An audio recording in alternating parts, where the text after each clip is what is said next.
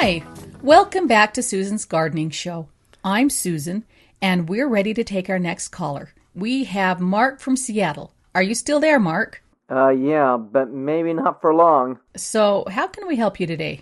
Okay, my wife is really into gardening, and about 5 years ago, she received a beautiful climbing rose bush. I think an Agatha Christie. Ooh, that's a nice one. From her mother, who has passed away. And anyway, the rose plant seems to be on its last leg. Really? Normally, that rose is really quite hardy. I know. It's very disease resistant, too. I know. So, what's the problem? Well, this situation isn't normal. You see, about a week ago, I was doing some yard work, and I was using some weed killer. Uh-oh. Yeah, to try to get rid of some terrible weeds, and... Did you spray the roses?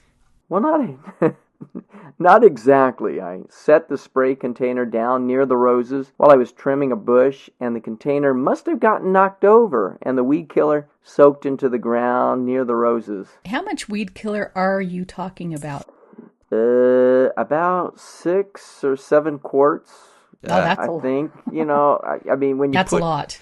How are the roses? What do they look like now? Oh, dead. Real dead. Dead as a doornail, dead. But my wife hasn't seen them yet. Really? Yeah, and What have you done? Blindfolded her?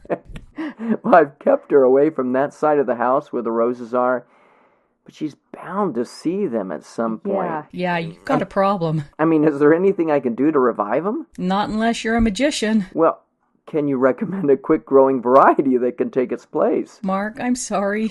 You've made a mistake, a big mistake. Except that my wife warned me this could happen. Oh, man. Listen, you made a blunder, a big mistake, a really big mistake.